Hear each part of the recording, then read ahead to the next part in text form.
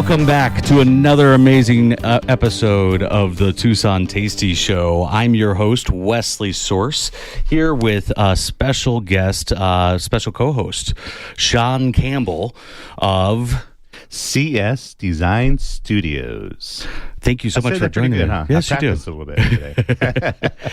And for everybody that's out there, make sure you're dropping in on the YouTube channel so you can check out the Tasty Bites in video. And that is the Tasty Show 520. If you can't get to YouTube, that's okay. We're also on Facebook at the Tucson Tasty Show. Check it out. And don't forget to comment, like, subscribe, share, and repeat.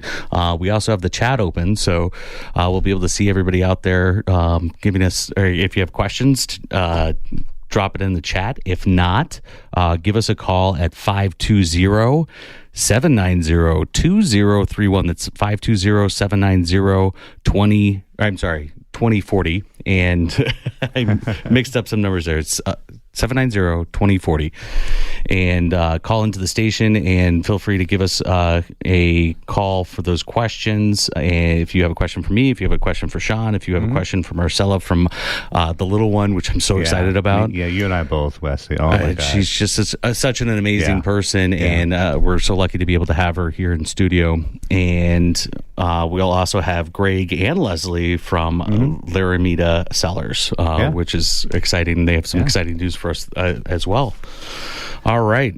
Yeah, you threw me into the fire, Wesley. I mean, you got like an A-list of like stars coming on, and yesterday, Shawn, you want to come on? I'm not sure. Like the last minute while we were and you got hanging the who's out. who of Tucson. Wow. Yeah, we have a few people, but that's the Tucson Tasty Show. That's just what you should. Everybody should expect. That's why everybody tunes in every week, one after the other. Your show has been phenomenal. Thank you. Thank you so much for having me on here. No, thank you for coming. I really appreciate it. Man. All right. So tell us a little bit about what you do with CS Design Studios. Yes. I'm the CMO. That's the Chief Marketing Officer. I assist in helping our clients put together digital marketing programs that will best help them reach their goals online, which more times than not is an ROI, obviously. But we also help with brand awareness, right?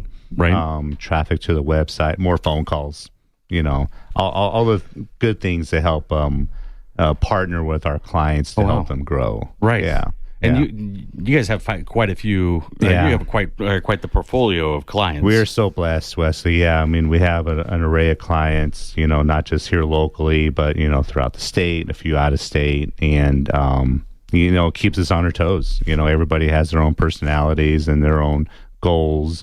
My forte is in social media, and the biggest obstacle is really getting to learn my clients, their brand, their voice, because we need to be in their voice with their intentions and not ours, right? So I love what I do. It's a challenge each and every day. It really is. Well, thank you. All right, that's incredible. So, one of the things that keeps coming up that I keep getting exposed to, and somebody that's really bad at social media, and I know you say otherwise, but I'm really terrible. You're strong. You got a strong game going, Wesley. I don't change nothing. You do very well. Thank you. Well. What is SEO? Because that keeps coming up with all the groups that I'm involved in. SEO is how well you could be found online through like a search engine search, right? If I'm searching for, automotive repair near me, how likely is your automotive shop going to likely pop up on that first page? Because, we don't want to go to the second page to find the next automotive shop, right? I could talk for an hour on SEO, but that's basically the gist of it. Right. Is basically how optimized your website and your presence is online. Okay. So when people go to search for you, you're easily found. So if you looked at your business as a ping pong ball, and your Google is the fishing rod, and you're throwing that hook out, it's not going to hook very well. Right. You might be. Yeah. You might want to be more of a cheese ball. Right. Okay. Cheese ball. I like it. I was going to say tennis ball. But this is a food show. It's got to be enough. Cheese ball. I like cheese ball. Meatball. A meatball. Mike Elefante will appreciate that. He makes some good meatballs. Yeah. Yeah. And he made some hush puppies. I don't know if you ever got to try any of his hush puppies, but he put this. What was it? It was a corn. It was a street corn hush puppy. Oof. Yeah, it was elote hush puppy, and so you get this doughy, light, fluffy. Yeah. You're killing me, Wes. I'm hungry as it is, waiting for Marcela and the little one to come on. Fair enough. Man. So, what would be something that a business out there that is looking for? A design studio, somebody that's looking for your services. One, how would they find you? Two, what brings a business to, other than, hey, I want more clients? Yeah, I'm so happy you asked that question, because I was thinking about this today, right? And if someone wants to get a hold of me, just text me 520-339-0259. We'll go out to a local coffee shop and just talk marketing. We'll geek out on marketing. But here in Tucson, this is something you and Tina both do phenomenally well. Your job as business owners or entrepreneurs is to be 1 degree away from everybody in town. First and foremost, forget your digital marketing. Go out, network, shake hands, kiss babies. Arizona Sands Club, that's where you and I met, right? Yes. There's nothing but influencers and people that can make decisions there. It's a lot better than hanging out at Applebee's, right? So your first job as a entrepreneur, small business owner in town, is to learn how to put yourself so you're 1 degree away from everybody else in town. That's mission number one. Yes. Then give me a text. Let's set up a coffee and we'll talk about your digital marketing. But that's the best advice I give anybody in Tucson out there. Yeah, network. Yeah, network. That was actually something that I learned in the Air Force, and I really didn't implement until recently when we were talking about doing the show, because it was nothing that can I go talk to people? Yes. Do I want to go talk to people? Not necessarily, but in this business and talking about radio and marketing and everything else, I want to be in front of people all the time. And I sat down with somebody at one of the events I was at last week, which I went to so many events last week. Like today, you're doing your job, right? I slept in till 9 o'clock, and I didn't have to go anywhere. And then I remembered that I had a breakfast that I was supposed to be at 9 o'clock, and that was a whole nother story. But sorry, everybody. Yeah, I'm sure they're listening right now. But I sat down at this luncheon, and somebody that's at catty-corner from me, she says, "This is the third time I've seen you this week. Wow, maybe I should introduce myself." Yeah, Yeah. And admittedly, for me, it's easy. I'm an Air Force brat. I grew up around everybody from every nationality. Everything you could think of, right? So I'm very comfortable being around people that are not like me. I love being in a group of people, in a room of people that I have nothing in common with. That makes me, very interested in getting to know who they are or whatever. And I'm not bashful. Just introduce myself, starting up a conversation, So admittedly, that is hard for some people today, and I get it, but you just got to get out of that shell and just got to learn how to do it, So, yeah. Understand. I understand that, because with the social media, the reason I'm terrible at it is because I'm better at getting out in front of you guys are good at it because you're consistent. You always put the good little trips and the clips and the trailers on there. I always see you, so that's good. Just stay consistent. Your show's phenomenal. You have tremendous content. You guys, I'm very blessed to be on here with you. You guys are rising, budding superstars. So, well, look for us on TV soon. And I'm not going to bust that bubble yet. But could I be in the audience? Go, woo, absolutely. It's actually going to be a requirement. We're going to have an audience. So it's going to be a lot of fun. There's going to be some, I'm not going to give away anything. Yeah. It's going to be incredible, cool. But that is a project that we're working on in the next 3 months. Yeah. So we're going to have the radio show and the TV show. Yeah. Because this is so much more fun, and looking down the barrel of a TV show is terrifying. I mean, just it is looking at all the moving wheels. You're so in your element right here, Wesley. I mean, and putting a camera in front of you. I mean, what's the difference between the cameras we have here? Nothing. No. You're going to kill it. You're going to kill These are stationary though, and I'm going to have somebody on the other side of those cameras chasing me down, which is very counterintuitive for me. A glass of wine, maybe a local beer. You'll be fine. Fair You'll enough. be fine. We've got to go over to Black Rock Brewers and have a good Scotch ale from my buddy over there. Aren't we blessed in Tucson to have so many phenomenal local breweries? Oh my gosh, yes. I mean, oh my God, yeah. Whatever you want. So one more time, how can people get a hold of you, and when would be the best time to get a hold of you? Is this something that somebody would want to do when they're looking at opening a business, or right when... At any stage of your development in your business? I love working with solopreneurs.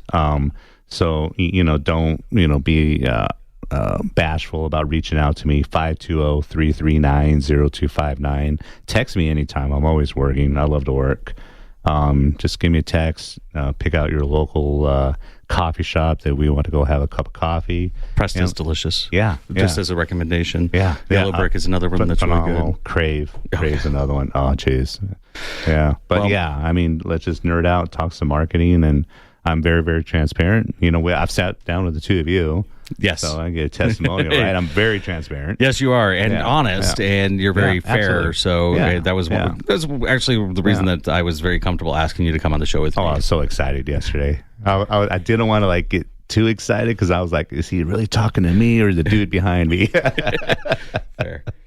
Well, we're going to go into our first break here, but before we do, I've got to say some thank yous to our amazing sponsors, and that is Kiki. I'm Wesley Source, host of the Tucson Tasty Show. We'll be right back after this break with more from Marcela from The Little One. Special thank you to our sponsors, Kiki Rogers, a Country Financial Insurance, Vera Earl Premium Beef, Dirty Cactus Soap, Novus Vita, and Mafia Kitchen. Stay tasty, Tucson. This is the Tucson Tasty Show, and I'm your host, Wesley Source, here with Shawn Campbell of CS Design Studios. How you doing, Shawn? Phenomenal. That was a great break. It was pretty good, huh? It was. Yeah. And now you're in a different spot, but we have the wonderful and incredible Marcela of The Little One with us. Yes. How are you? I'm excited to be here. I'm excited you're here too. I couldn't believe. Now, I was talking to Shawn a little bit about this, and you really do encompass the traditional Tucsonan, and I appreciate that, because when I walked into your restaurant, and you could always tell with the servers. I don't know if you could probably attest to that. Marcela is, I'm not just saying this, but she's my most favorite person in the world. She treats everybody. She treats everybody that walks into a restaurant like family. Yes. And I'm not just, again, no one's paying me to say this, but when you asked me to come on the show yesterday, and by the way, The Little One, I'm like, Marcela? And I'm like, what? I mean, how blessed am I to be sitting right here with Marcel and yourself, Wesley? Thank you.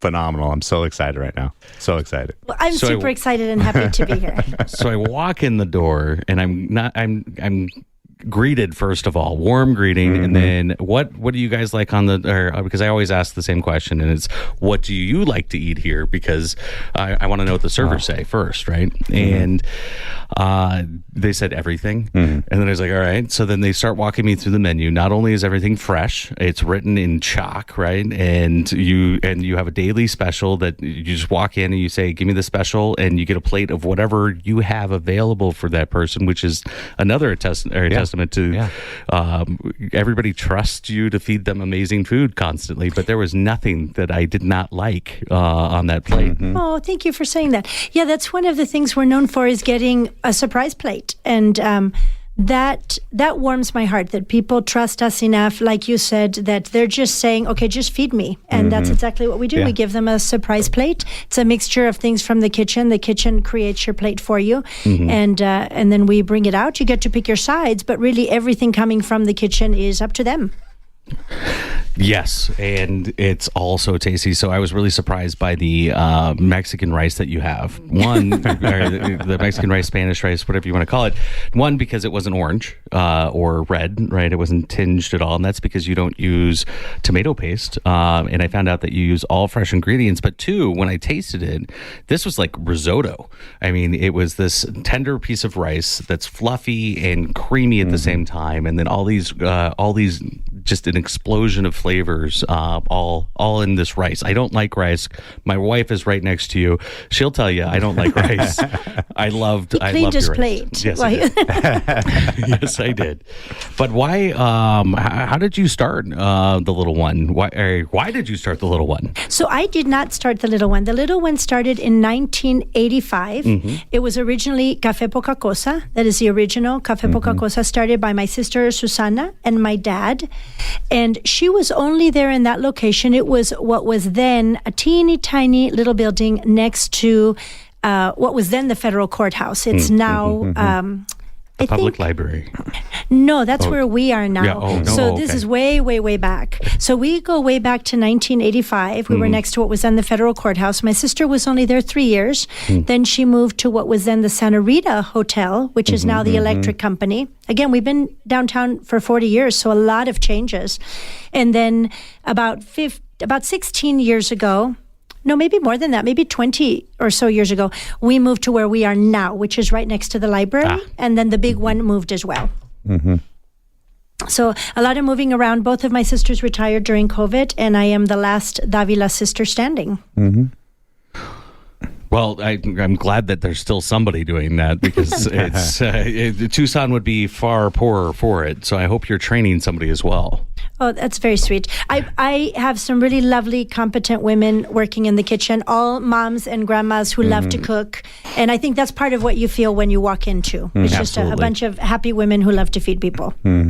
Yes. That was that's exactly right. Are you hungry? No, I'll make you a plate. I mean, that's other than flavor, why do you guys use so many fresh ingredients? Because we love to cook. So if you actually love to cook, it's a difference of going to the grocery stores on the south side to going to Albertsons or Safeways, for example. Their produce looks beautiful, but it's waxed, it's beautiful, it's perfectly placed. You go to the south side, they're constantly bringing in cases of produce. And so you're able to pick beautiful, fresh produce. It's less expensive to cook that way. The food tastes better to cook that way.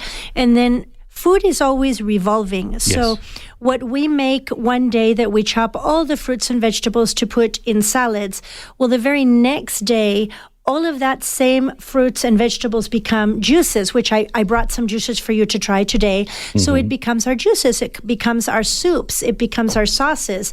That's just the way that fresh food works. So when you open a lot of cans or jars or powders or envelopes, it's not the same.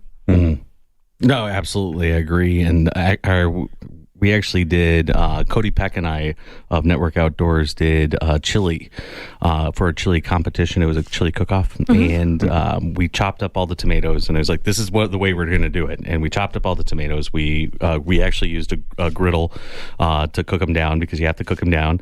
So they're essentially stewed on the griddle. And then we chopped all the fresh peppers, and then we browned everything, or all the meats, and then we put it in a pressure cooker and cooked it. And we did win People's Choice Award, but that was because of the flavor. And hands down, we had some amazing flavor. I almost lost to the person next to me, but he didn't. They didn't classify him as a chili because it was a pozole. It was a chicken pozole with jicama. And it was really delicious. With jicama? I've never had pozole with jicama. Okay, that's interesting. And it was a dried jicama, so it had still a little bit of that crunch, even though it was in the soup. And it was really good, but it wasn't a chili. So that was the only reason we didn't lose everything to him. And and then we didn't win the judges panel because they said, what is a traditional chili? And they actually defined it out. Now, they should have done that before, so I knew what they were looking for. That would have been helpful, huh? Somehow we didn't hit those notes quite, but it was a close tie. So, but it was an amazing time at the Arizona Sands Club. I don't know if you've been or not, but it was a great evening, and the only reason we won was because of all the fresh ingredients we used. And so hands down, it's a loaded question when I ask that, but hands down, yes, fresh ingredients are the only way to do it. But then you're also getting our local ingredients as well. So you get the true flavors that you're going to find, and you can find around Tucson. So tell us about,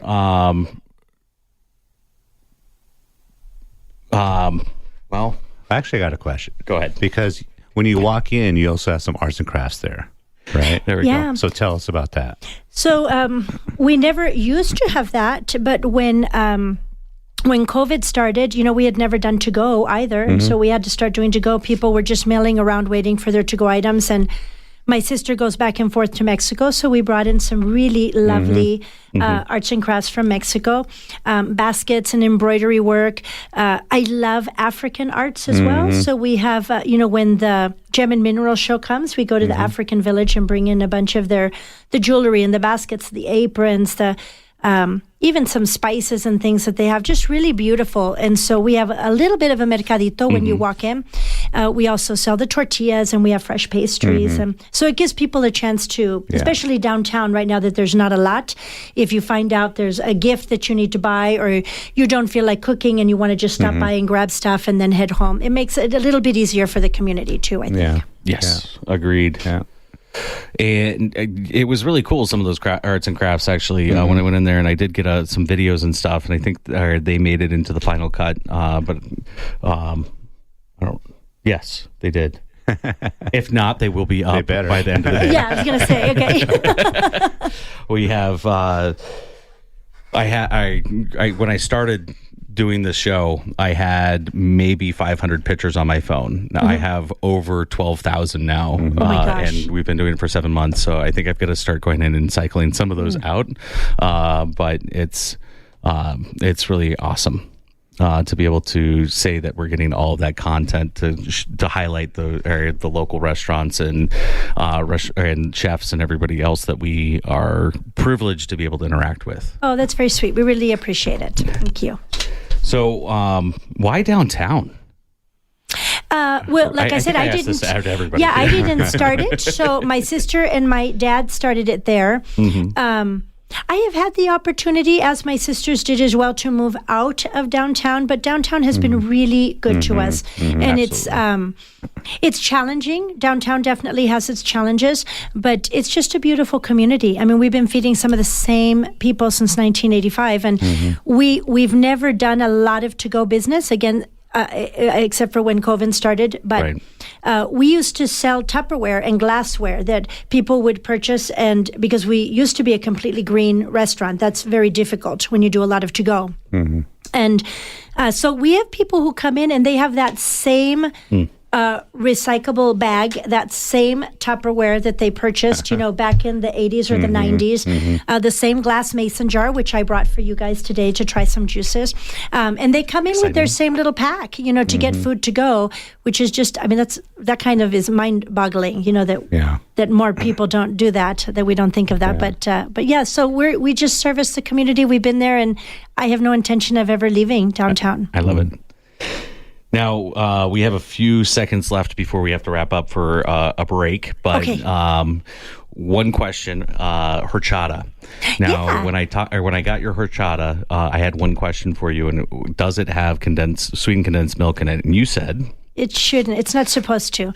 Yeah. So horchata is just rice, cinnamon, vanilla, sugar. So we use molasses as well, which is why it's darker. But it's not supposed to have any kind of dairy in it.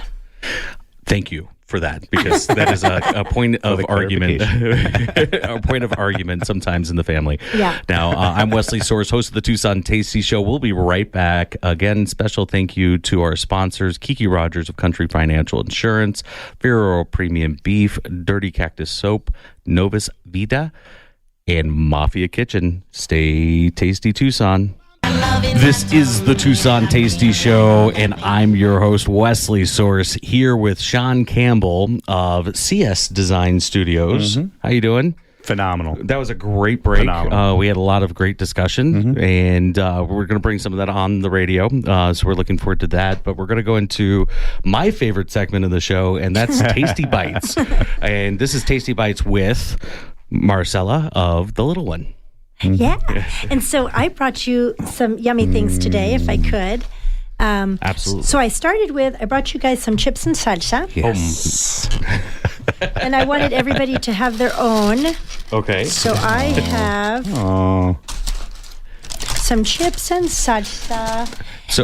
do you make the chips? We in-house? don't. So the only thing that we don't make in-house are chips Thank you. And tortillas. Because that's very challenging to make. And then I also brought, so with the chips and salsa, I brought, which I think you're going to be excited about, is the chipotle pork. And that is one of our biggest sellers. Let's see here. Oh my gosh. I'm going to let you open that. Maybe you can open that thermos better than I can. I'm making it look harder than it should be. And then I also brought some different drinks. So I'll tell you, one of the things that we do every day, we make fresh juices. And so what I brought, and you guys can tell me which one you want to try. Did you get it open? No, I want to see if Tina can do it. Oh wow! And I was Otherwise, I'll get there. I was so worried. I wanted it to be nice and warm, and so I sealed that tight. Let's talk about the salsa. So, do you use canned tomatoes at all? So our salsa is a mixture of canned and fresh. I'm going to be really upset if we can't open the pork. I'm going to get it open here. It started to move. Okay, it started to move. I specialize in this. Okay, so we use a mixture. Most salsas are either completely cooked or they're completely fresh. So it's a salsa fresca, or it's a salsa cocida, or a pico de gallo, which is a fresh salsita. We do a mixture. So I honor my father's original recipe, which is diced tomatoes, and those are canned diced tomatoes. But then to that, we add chopped peppers, cilantro, onions. All of that is fresh. We make a sauce with chile güero, chile serrano, which we cook. So we boil that down, and then we blend all of that and make like a green salsa. And then, let me grab that real quick. And then from that green salsa, we mix that with the tomatoes. And so you have a mixture of the salsa, which is why our salsa is a little different from most. It's so good. It's got the perfect little bite to it. Right? Yes, the acid. I love hot salsa. So grab some of that. No. Let me give you one of these. And I figured you could dip your little chip in that. The chipotle pork is one of our top sellers, and it's a slow roasted cube pork in a creamy chipotle sauce. Super yummy. And you can come in the morning. You can get that in an omelet if you want. You can throw it in a quesadilla. And then I'm most excited about this, actually. So every day we make fresh juices. And I brought them for you in some mason jars. This one is a garden lemonade, and it has cucumber, lime, basil, and mint. This one is a tropical lemonade. It has strawberry, raspberry, orange, mango, and pineapple. This is a hibiscus tea. That's Jamaica flowers. So it's a sweetened hibiscus tea. And then this is my favorite, and this is a coffee chata. And this is a half iced coffee, half horchata with cinnamon and vanilla. So, Wesley, you hate coffee, right? So I'm going to take all of that, right? Oh, so who wants? Give me coffee or give me death. Do you want to try the coffee chata one? Oh, yeah, my God. well, we have some cups here that that everybody Laramita can try. I brought Cellars, everybody their own, so I thought they could try. Which one do you want, my dear? Okay. I have, let's give you the garden. I think is what I'm trying to get at. Yeah. Oh, and then there's that one. That's the tropical. One of the things that this is the coffee horchata, right? Yeah. Yes, and I tried this when I came over to the restaurant, and it was without you. Yes, sorry, producer Tina. And it was gone, and I wanted more, and I was kind of shaking the glass, and I was like, one thing I should have gotten more. One thing, Wesley, I noticed when Tina's upset with you, she doesn't call you Wes or Wesley; she calls you husband. So I'm waiting for that to come out. Husband? Interesting. I hadn't even thought about it. No, I saw that yesterday. I mean, I may or may not have saw that yesterday. Do you want to?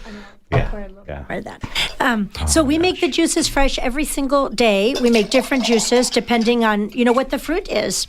So that we don't open any cans or envelopes or anything for. It's just all fresh juice and fresh fruit, water, sugar. Oh my gosh. See, what we need to do is we need to bring in Laramita wine cellar. I was just going to say that would make a great sangria. Yes, oh my God. because I just smelled that and I was like, ooh. And the nice thing about the juices, again, they're fresh. So anything in the restaurant, since we make it, if you have allergies or sensitivities, we can tell you exactly what's in everything. Right. But those you can use, they're very popular. People will come in and buy them by the gallon if they have an event, because you can use that at a bar too. If you have a nice party and you want to have some cocktails, you can throw those at the bar and then they can create a signature cocktail for you. So this would be a really amazing base for a margarita. Just saying, and I don't know that you'd really need to put anything other than tequila. And we actually have some amazing tequila distillers in Tucson. So maybe we neat. can. Maybe I'll come back and we'll do a different kind of a show. Yes. Not until the end, though. So tell us a little bit more about this pork, because I want to try it, but I want to hear a little bit more about it. So the pork, it is a slow roasted pork. We simmer it with onions, peppers. It has chipotle is a roasted jalapeno pepper, and then we make a cream out of that. A lot of people make the mistake of thinking that it's just mixed with sour cream. We don't use sour cream, but it is a Mexican cream, which is not quite a sour cream and not quite like a plain yogurt. So it has a very specific flavor to it, which I think really makes the pork Is it almost pop. like a creme fraiche? No, it's a little bit more of a tart taste to it. But I mean, you can eat that just on the side of your plate, that cream, almost more like a plain yogurt. Oh, my gosh. It's incredible. And I'm notorious for not liking pork. I love this. And everybody keeps bringing me pork, which I think is just funny. But it's the layers of flavor in it's everything. Absolutely. The salsa, the pork. I mean, everything is just so multi-dimensional, and it's so a perfect blend of everything. Oh, thank you. Thank you. We love it. That's one of our favorites. And again, you can come in. So the plate that we're most known for is the plato, which is it's a surprise plate. So you have no idea what you're getting. And what's the reason? How did you originally come up with that? So my sister Susana, my sister Susana originally came up with that, and it's if you actually cook in your kitchen. Susana never had a set menu. She would make a chalkboard menu every day. So if you think of the example, when you go to your mom's house to eat, if she's a big cook and you bring 5 friends with you, your mom is going to turn one thing into food for 5 to 10 people because she has the ability to be more creative. So the surprise plate allows us, that's just chipotle pork. But if you order the surprise plate, I can give that to you in a taco. I can give that to you in a quesadilla. I can, stuff a pepper with it. So it gives me more flexibility to use that same one entree in a lot of different ways. And so that's how the surprise plate was born. And originally, the little restaurant originally was teeny tiny. So there was no big, massive refrigerator. There was no freezer. There was no walk-in. And so it's just what we can do with food, for 1 to 2 days. And so everything has to be fresh, and that gives us more flexibility. Right. And still today, the little one does not have a freezer walk-in. No, we don't have a freezer, and we don't have a walk-in. Yeah.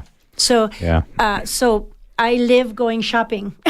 Is there any other, Wesley, do you know, or Marcela, do you know any other restaurants that have that concept? Or have you ever seen that before? There are quite a few, but none that execute it the way that they execute it to the fullest extent. Because a lot of the time, you get some that really want to have that, but can't really have the follow through for it.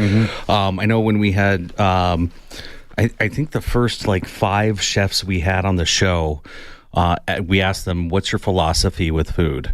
And I think you've communicated your philosophy with food very expertly. And but all of them said the same thing: local, fresh ingredients. And then And then you go into their kitchens, and they do their absolute best to get the local fresh ingredients. But like she was saying, they have no idea what's going to be ordered, what's going to be. Right. So they have to have that rotation and the ability. Yeah. So the way that the little one executes it, hands down, is incredible. Thank you. And I don't see that around town. You know, the execution of that, how phenomenal the food is, and how welcoming. It's like. You walk in there and you feel like you're at home. You feel like you're just absolutely. You know, like I said, I usually sit at more the communal table. Yep. So I'm sitting with people I've never met before.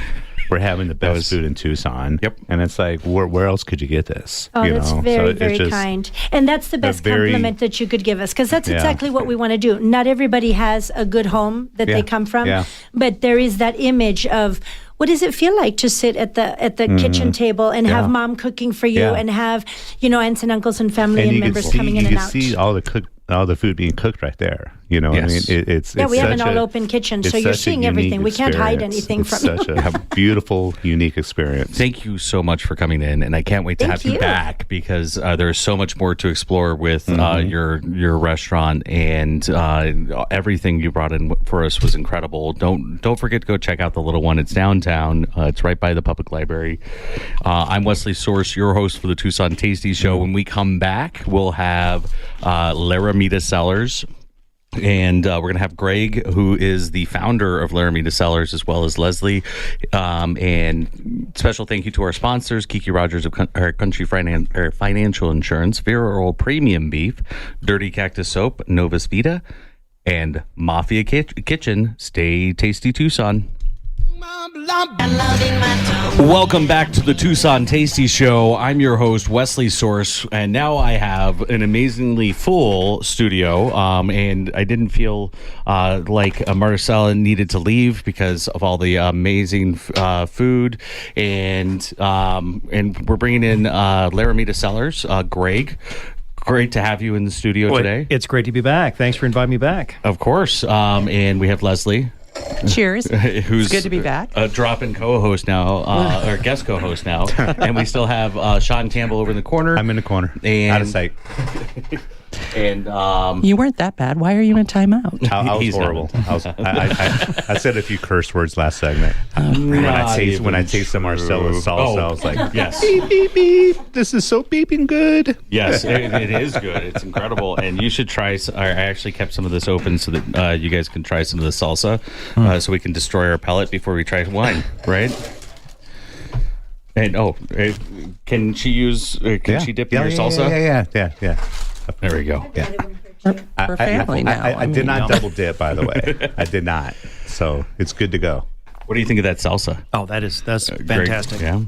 Yeah. So you're here because of the wine, right? Yes, sir.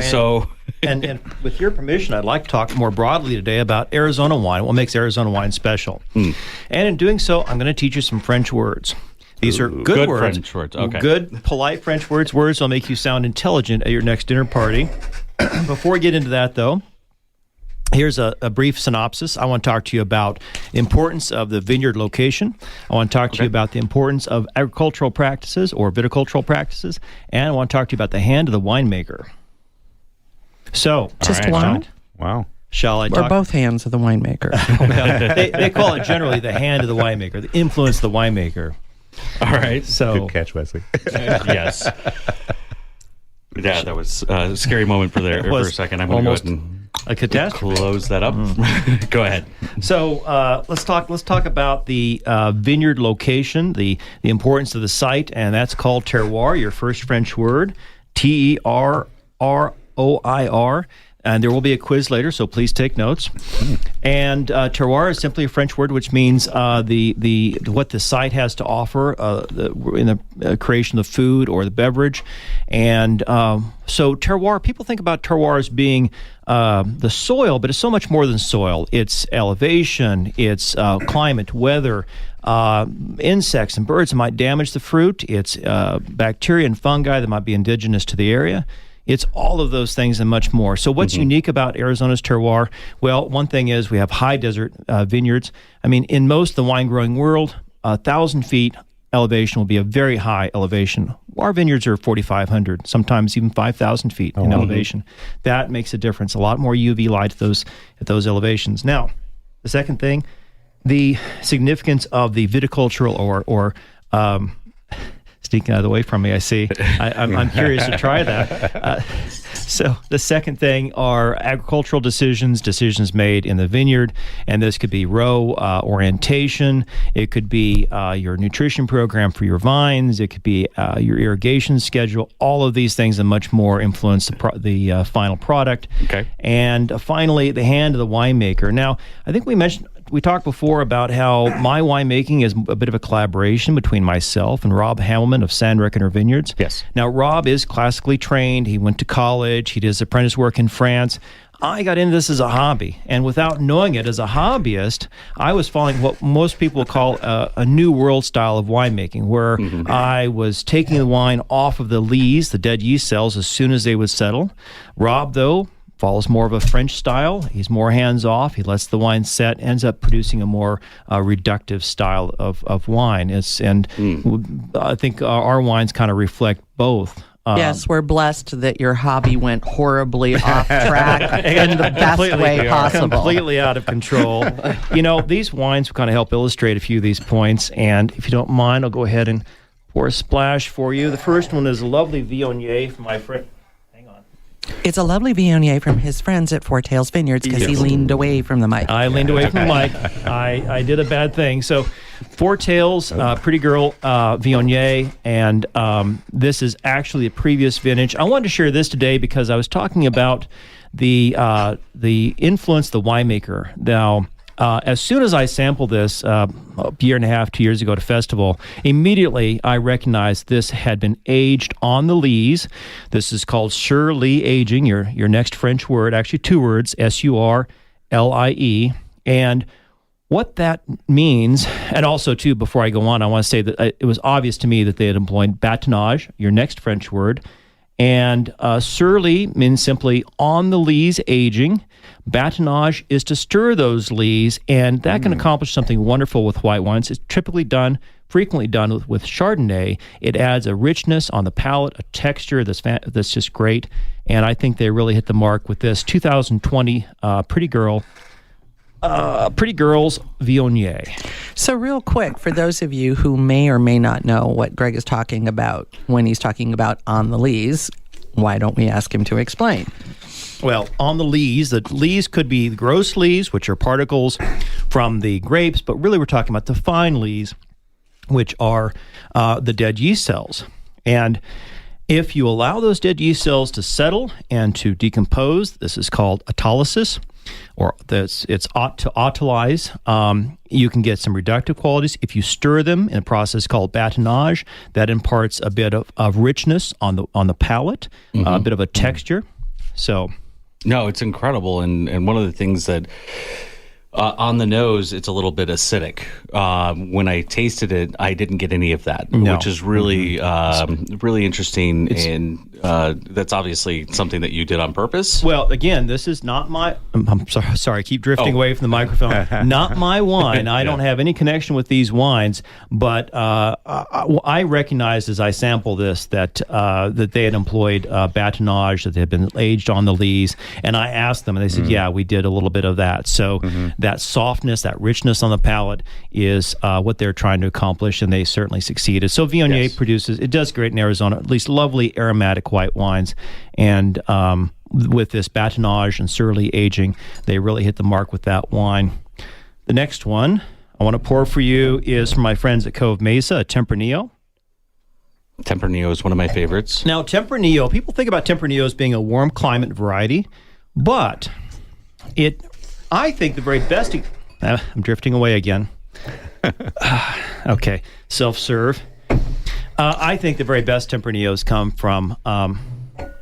from places that are a little bit cooler. In Spain, the very best Tempranillos they produce are not from the hottest regions, but in fact slightly cooler regions.